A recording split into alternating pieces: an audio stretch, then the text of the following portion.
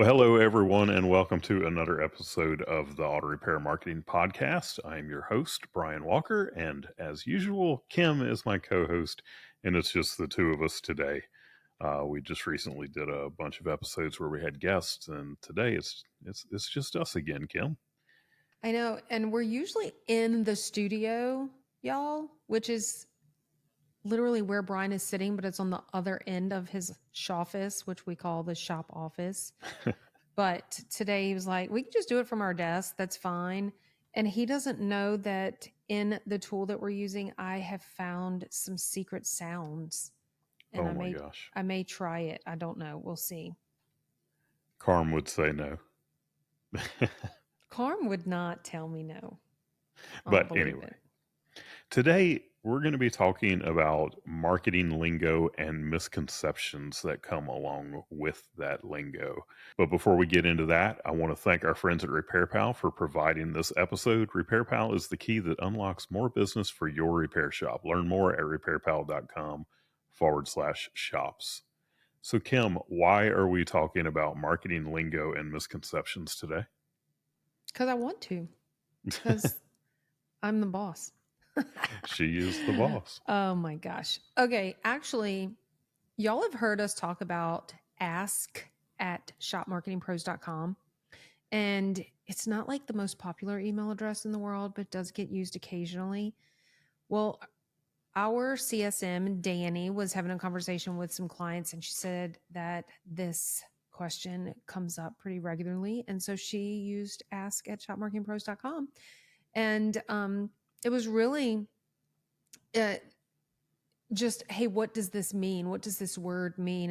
And she's seeing where some clients are confused by this word or this phrase or that phrase. And from there, I don't know, some little birdie in my head just said, why don't you do a podcast about all these terms? Let's have like an automotive marketing or just marketing in general, really, dictionary conversation. So that's why we're doing it.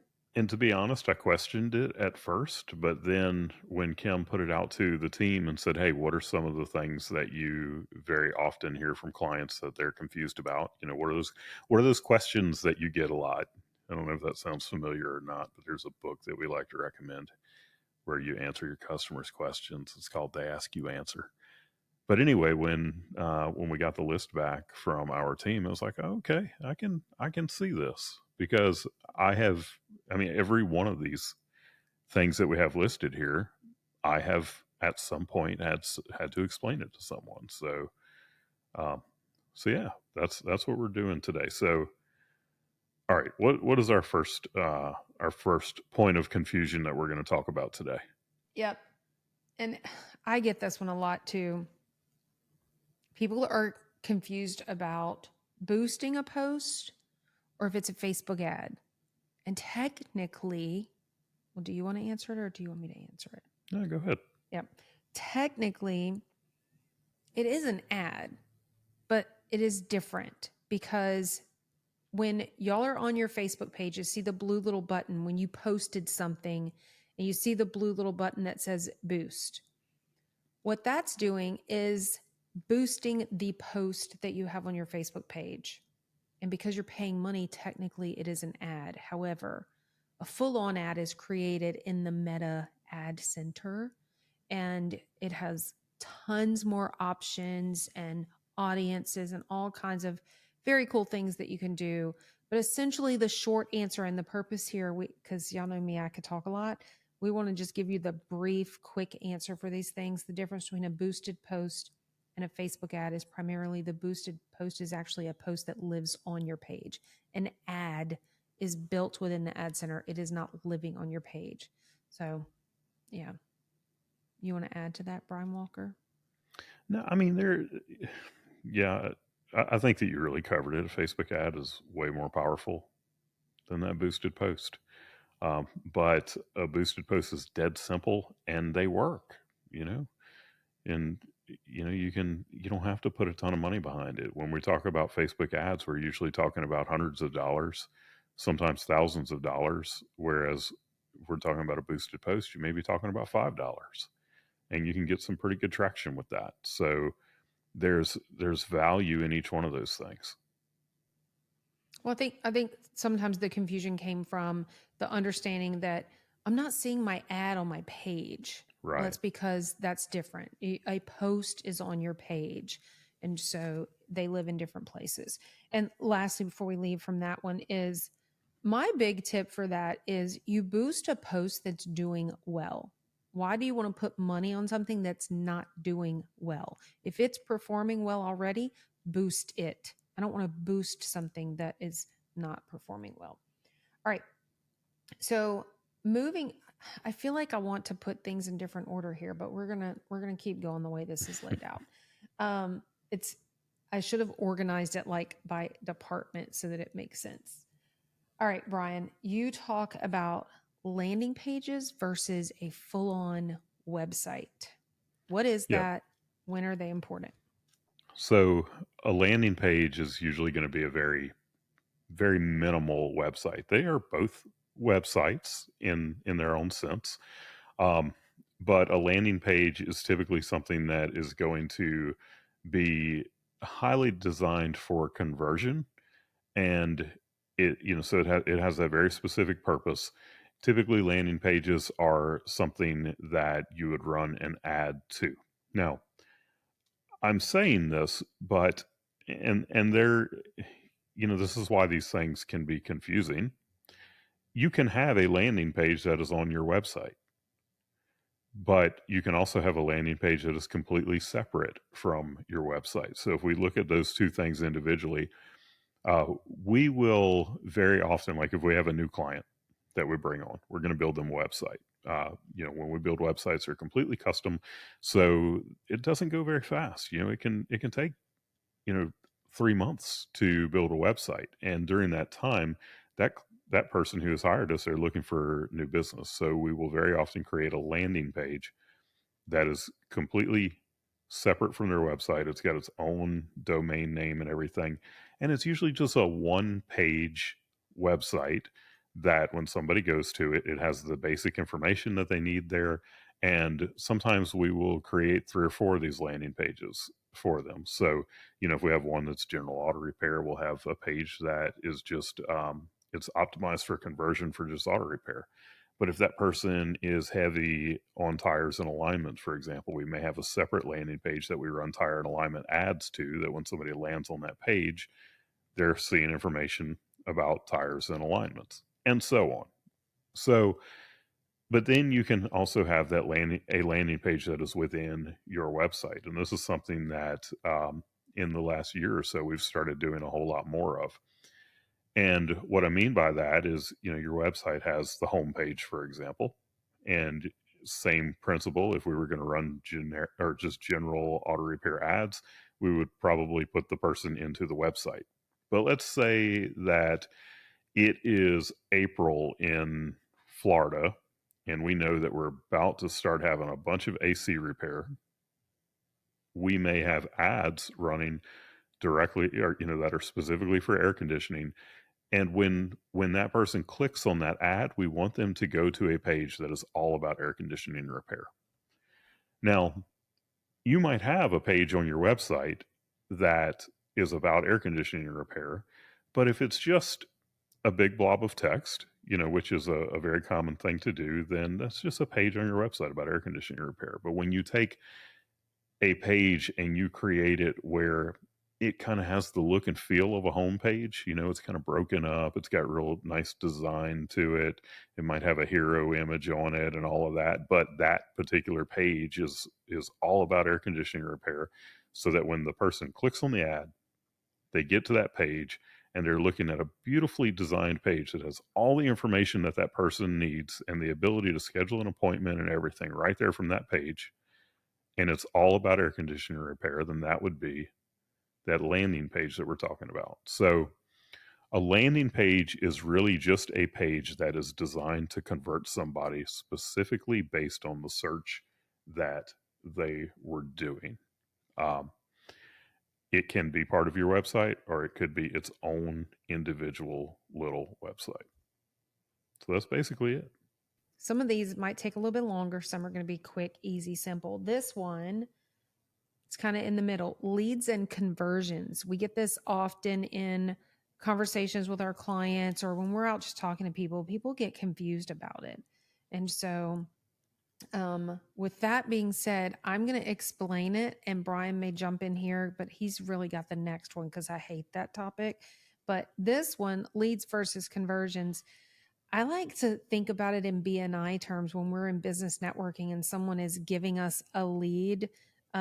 Actually, technically, that's not good because in BNI you're getting a referral. But a lead is when someone from an ad has clicked and they've come to your website, for example, or even if they clicked and called, that your ad has presented you with a lead. The conversion is whether they booked or scheduled or made an appointment. So the lead is that they came to you. The conversion is really on, let's say, your service advisor. Did they make the sale? Did your website make the sale or whatever? So Brian, that's my quick answer to that. Would you add anything to that?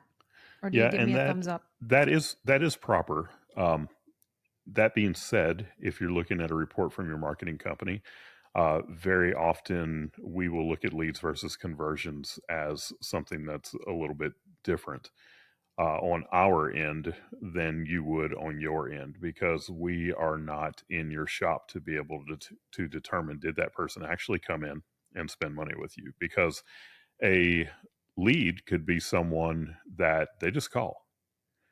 Um, a conversion is someone who actually gives you money, but we don't have that information. We're able to see that that person picked up the phone, they called you, maybe they made an appointment, or we can see that they filled out a form on your website or something like that. So from our side, we have to call that a conversion. From your side, you're going to call it a conversion at the point that money exchanges hands.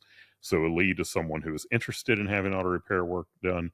A conversion is someone who actually has auto repair work done.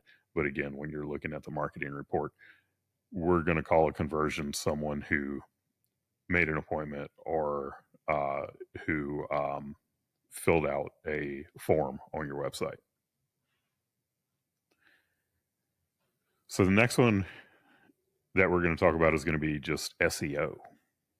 Um, and it's not really it's not a SEO versus something else like some of these other ones that we're talking about, but SEO is just something that people don't necessarily understand what it really is. And to make it as simple as possible, what I always like to say is that SEO is the art of making your website an authority on a particular topic.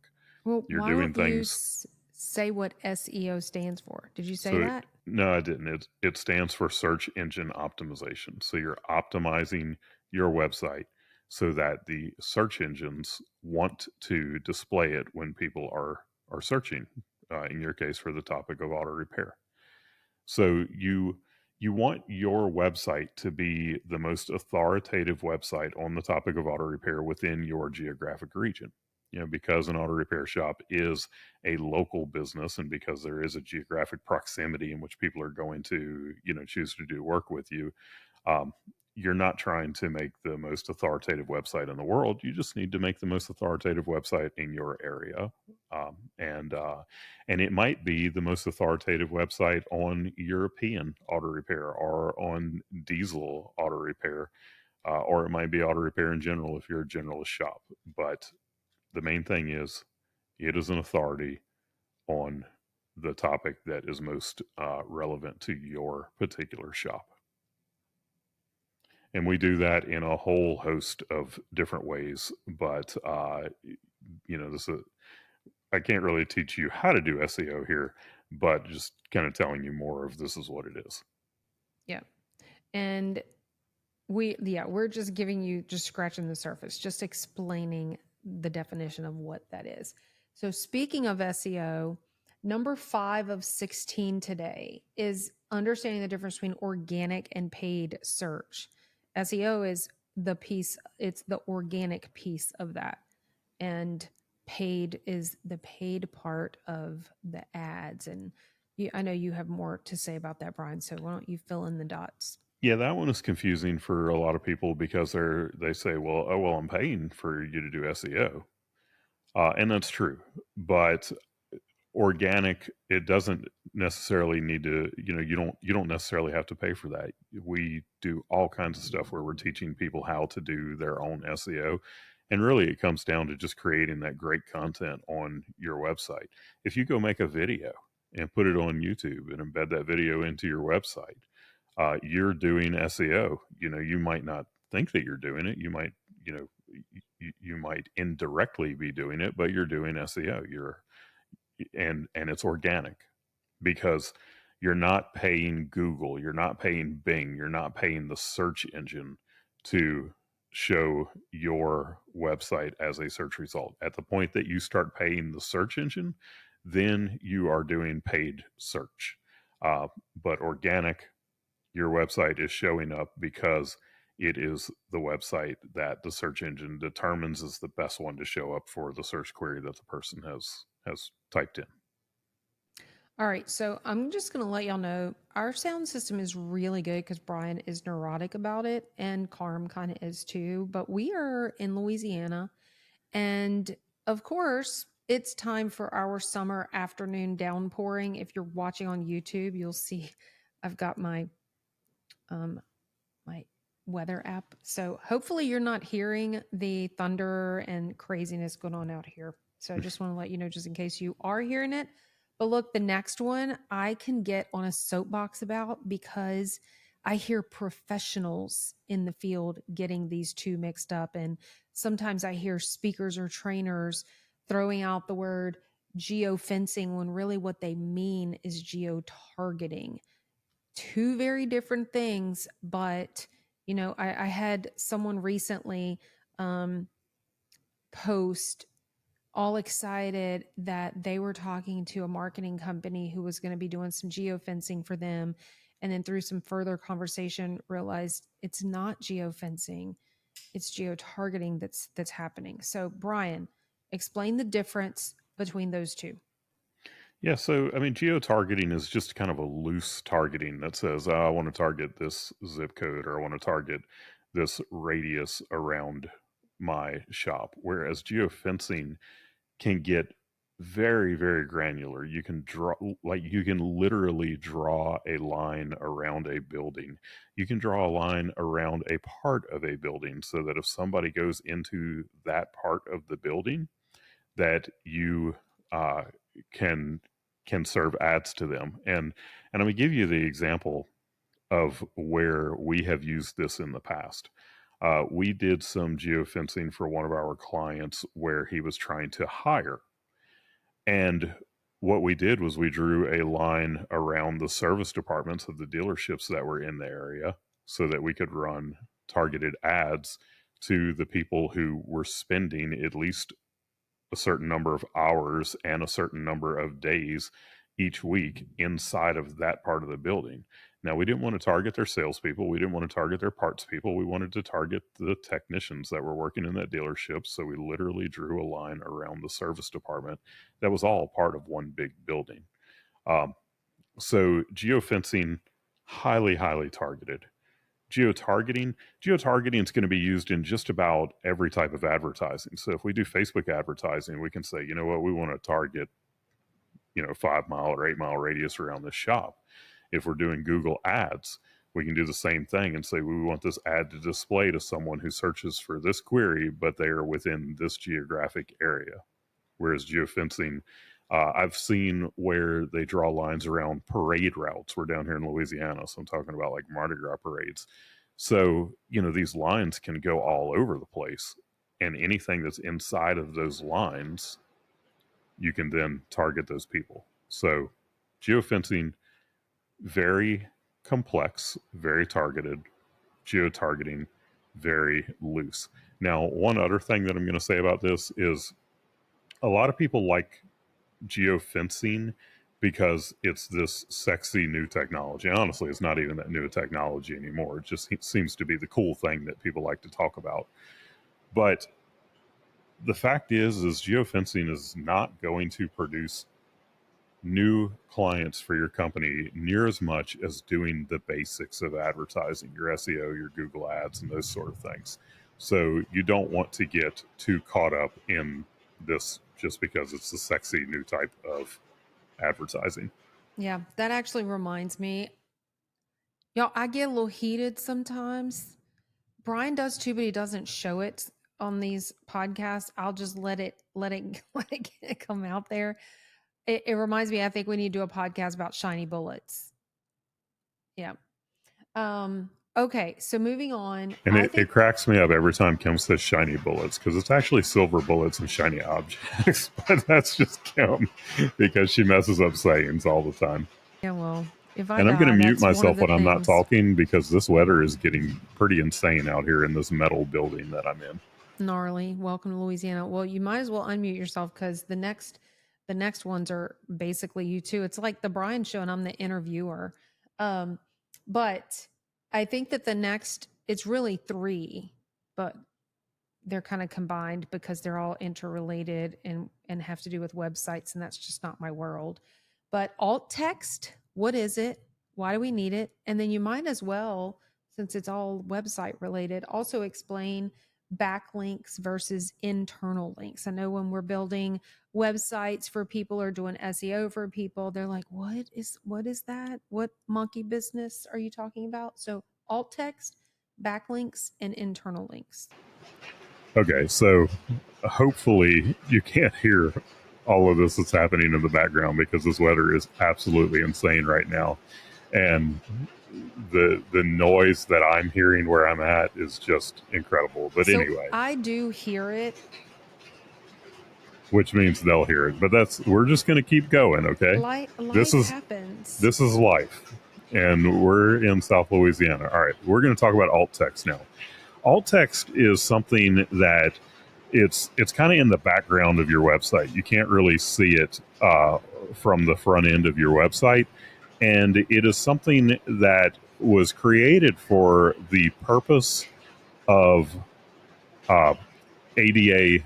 Oh, I don't want to say ADA compliance. It wasn't created for the purpose of ADA compliance. It was created for the purpose of allowing someone who is visually impaired to be able to understand what the images are on the website. And the the thing about it is, like, if you're visually impaired and you're on a website, you're using a screen reader, and that screen reader is reading the website to you. Well, obviously it can't read images, so alt text is used to describe the images. And when someone who's using a screen reader is tabbing through the websites, if they come to an image, if they hit enter on that image, the alt text will be read to them.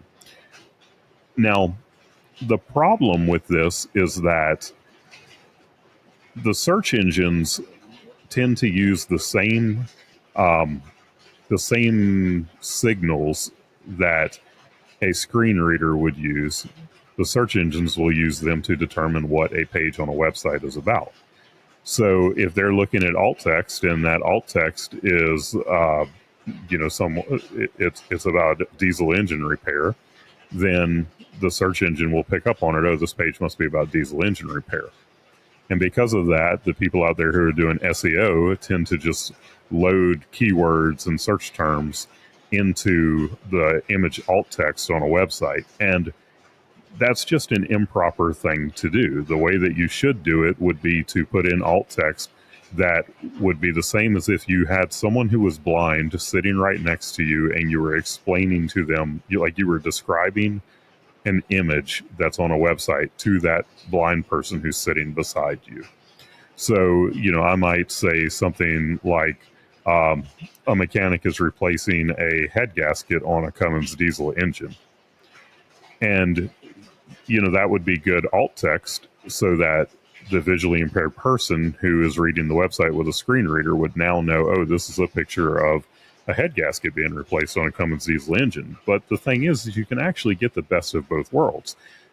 You might, and this is one of the things that we do when we're doing SEO because we want to make sure that websites are compliant and that they're working good for the search engines.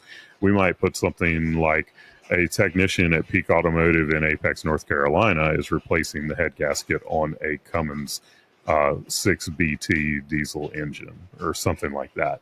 So now I've completely described the picture, but I've also gotten in those keywords and key phrases that the search engines will pick up on. But that's what your alt text is. Like I say, you can't go to the website and see the alt text. The only way that you would be able to see it would be to like right click on it and look at the page source to be able to see what it is, or you would have to use a screen reader. Now we'll move on to the next one, which would be backlinks versus internal links. And this one is real simple. Backlinks are a link that comes from another website to your website, and an internal link is a link that goes from somewhere inside of your website to somewhere else inside of your website. So in our case, a backlink would be something like Ratchet and Wrench magazine does an article about marketing. We contribute to that article and they put a link to the Shop Marketing Pros website. That's a backlink. An internal link would be I have a blog on my website about bounce rate, and that also links to a page that I have on the website about Google Analytics. So, it's linking from somewhere in my website to somewhere else in my website. You doing okay? Yeah. I'm having fun creating a little post showing the radar and us trying to record a podcast at the same time. So, Okay. Well, while you're doing that, I'm going to go on and move to the next one, which would be bounce rate. This is one that a lot of people don't understand when they look at their Google Analytics and they see this bounce rate thing. They're like, what in the world is that? Bounce rate is the number of people that come into your website and they bounce. Okay. They get to your website, they enter into your website through a page. They don't go to any other pages at all. They just leave the website. That means that that person bounced. And you will, a typical bounce rate, one that I would say for an auto repair shop, this is an acceptable bounce rate, is 65 to 70%. Now, if that auto repair shop website has a blog on it, then the bounce rate is going to be higher.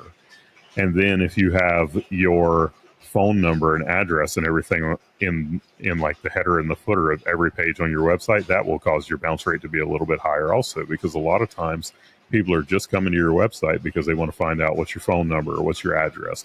And most people are going to actually find that from your Google business profile now, rather than actually going all the way to your website. But anytime that somebody goes to your website, they immediately get the information that they need and then they leave. Well, that's going to count in your bounce rate, but it's okay because that person got the information that they needed.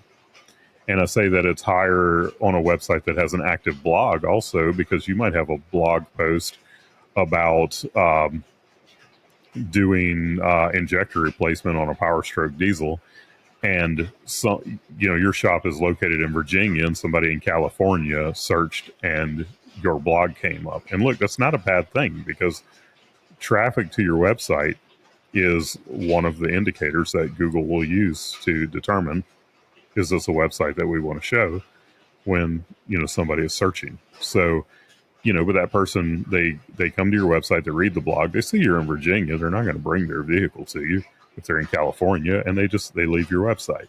So that's the bounce rate. okay. What's funny to me, y'all, is that I'm the talker.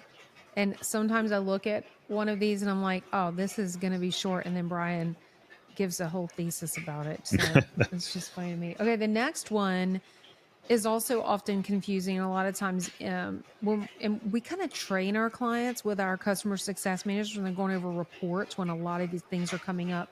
When we're teaching classes, this is something that can often get people stumped. And that's the impression. Whoa, Brian muted himself and it got real quiet for a second and my voice got really loud. So that kind of freaked me out. Um, Anyways, it's impressions versus clicks. And impressions means it was shown to someone. It showed up in their feed. It showed up when they Googled something and it was there. An impression is your ad was shown to someone. Whereas the click is the action or the engagement. It's when someone literally clicked the ad, or even if you're just talking about regular organic Facebook post, a click is they could have clicked on the post, they could have clicked the link, or um, anything on your page. So that's my short, easy, brief explanation of impressions versus clicks, but I'm going to ask the talker of the couple if he wants to elaborate any on that. She's like dropping shade on me today, y'all. Just trolling. Nope, I have nothing else to add to that one. Okay, yeah, that was pretty easy. But the next one goes right in alignment with that last one, really. And these are the acronyms. So I'm going to say those first and then we'll define them. But these are the acronyms. Every industry likes to probably say, oh, in the education industry, we have an acronym for everything. And we say the same thing in the automotive industry, medical, so on and so forth. But that's CTR, which is click through rate, CPC, which is cost per click, and then CPA, which I believe is cost per acquisition. So I've been talking, so I'm going to let Brian do some of the talking here to just give you the brief explanation of CTR, CPC, and CPA. Okay, so CTR, click through rate. That just means that every time your ad has been shown to someone 100 times, if 5 of those times that it's shown, it gets clicked on, then there's a 5% click through rate. So it's literally just the rate of how many times it gets clicked on versus how many times it is shown to someone. The cost per click is just that. It's how much does it cost you every time that somebody clicks on your ad.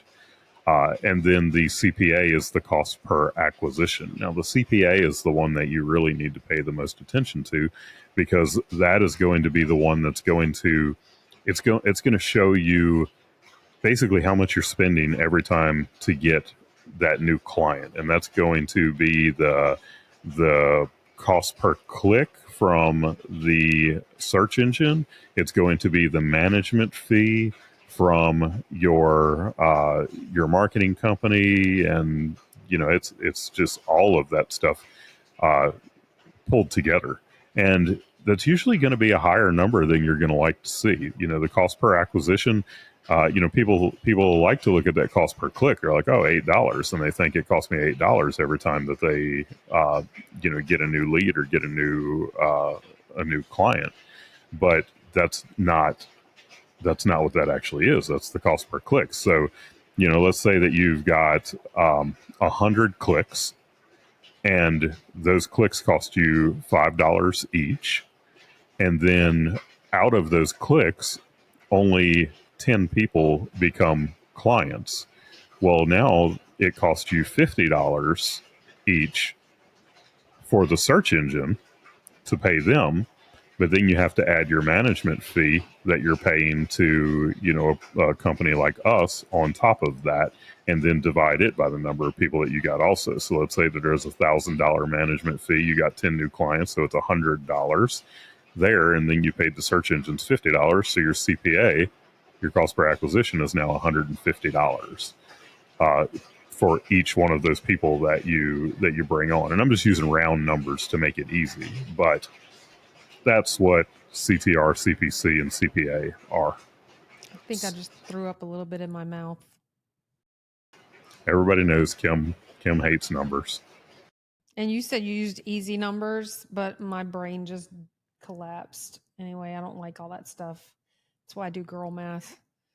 And so there's that. Okay, next. Y'all, we're moving right along. 12 out of 16. So we're getting there. All right, UX, which is also user experience.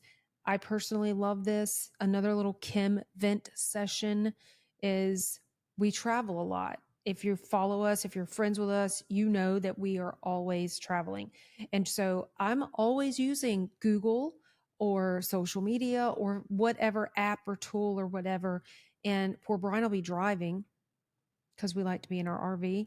And he's like, look this up or look this up. And I'm the navigator or the co pilot. And I'm trying to look up something, but the user experience makes me want to jump out of the vehicle. That's not really true, but it's just a little dramatic. But the user experience of your website and how user friendly it is, that's what we're talking about. UX is user experience. Am I right or am I wrong? Yep, you're right. I mean, it is. somebody comes to your website and they're looking for your phone number or your address, and you only put it on the contact page, that is a poor user experience. But if you have it on every page of the website, in the header and in the footer, that's a good user experience because they can easily find that information.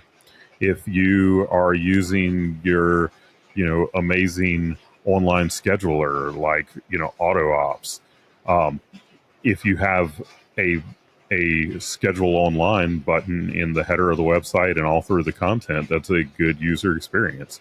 If you have one page on the website that says schedule online and the person has to go click on that page and then click on the scheduler, that's a poor user experience. So, just to give you an idea of the whole user experience thing, how easy is it for someone to use your website? Yeah. And you can really turn some people off.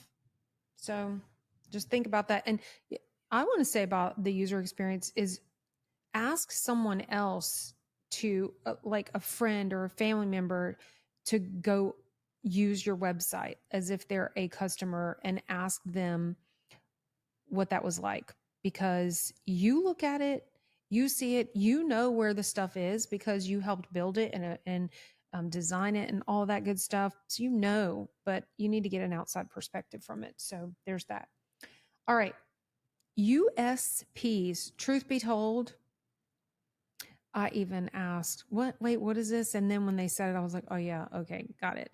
USPs, unique selling proposition. What are the things that stand out about your business as opposed to your competitors? We have three main differentiators that we point out all the time. And so, what are your unique selling propositions? What makes you special, unique, different? Brian. Yeah, we actually just did a podcast with Arun Kumar from Driven Auto Care, and I'm going to look right now to see what number that was. So that's episode number 109, and that yep, you're right. That episode. So Arun's shop is in like I don't want to say an industrial complex. I guess it is in a way, but anyway, it's in like one area that has 11 shops that are all uh, basically under the same roof or in the same very tight area.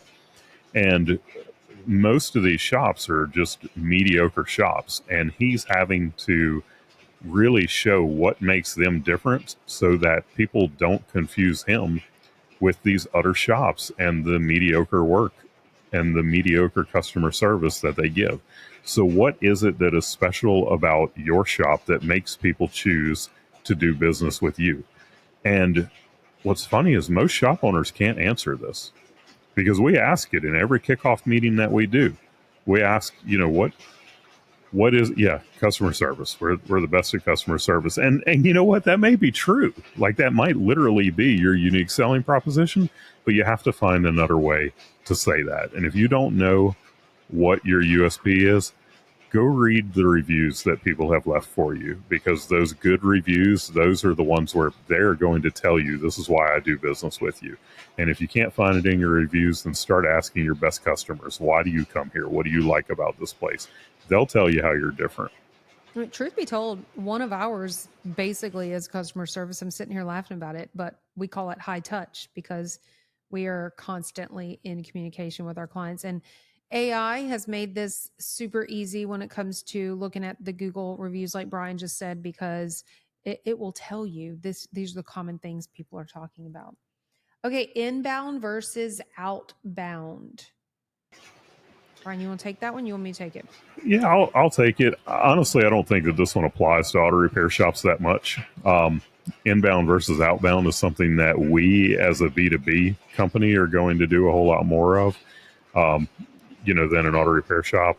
Most, when we think of outbound versus inbound, we're talking about sales, really.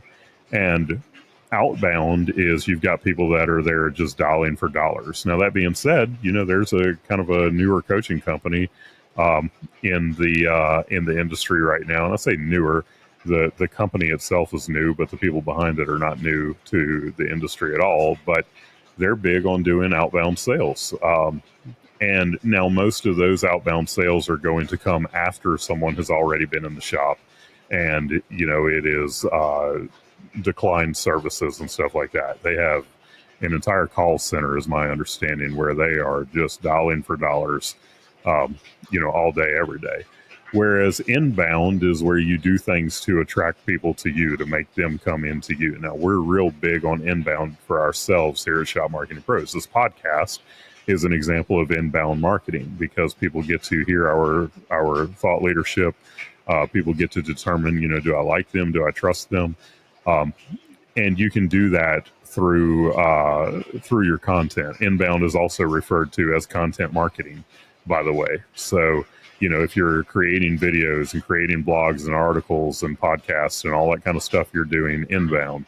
Whereas if you have people on the phone dialing for dollars, they're doing outbound. Um, like I say, not as applicable to auto repair, but people do ask it. All right. So while we're at it, let's wrap up the last two and just take it, Brian. Explain the difference between the Google Business Profile and Google Maps. Yep. So your Google Business Profile is basically this one amalgamation of everything that Google knows about your business put into almost like a mini website that Google has about your business. Whereas Google Maps is a place that your Google Business Profile can show up when someone is doing a search. Now, Google Maps, I'm using that term loosely because, Google Maps is also navigation that you use on your phone and all of this stuff. But when people are thinking about Google Maps from a marketing standpoint, they're usually referring to the 3-pack or the map pack or whatever you want to call it, where when you do a search, it'll show 3 businesses, sometimes a 4th paid business, and they'll show them on a map. But your Google Business Profile is that information about your business. Google Maps is where that information can show up when someone is doing a search. All right. At number 16 is going to be quick and easy. And here's the fun part about this, which is not fun. So we joke internally that we go to bed the smartest in our industry and we wake up the dumbest. And that is because everything changes on a whim.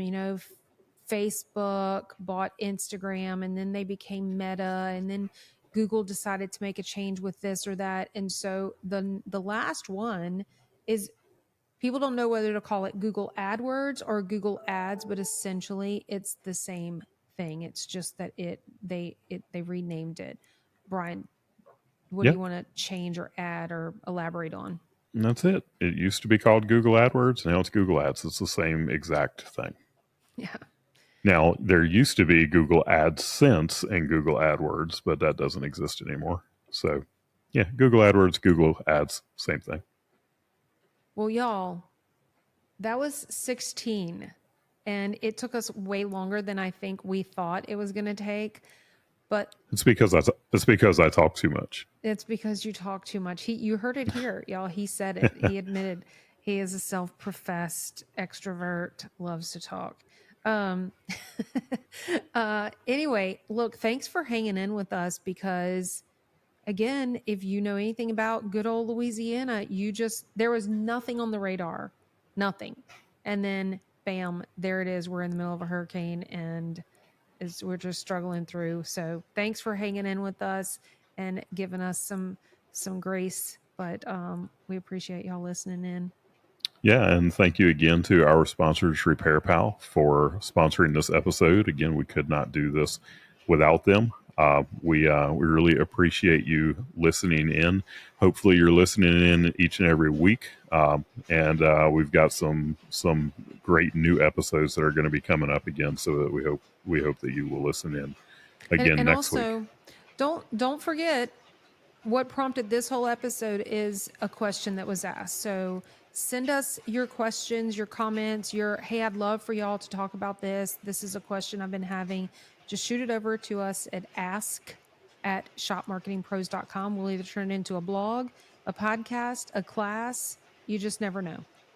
Yep. So remember, we are just one of a handful of podcasts on the Aftermarket Radio Network. You can find all of them at aftermarketradionetwork.com.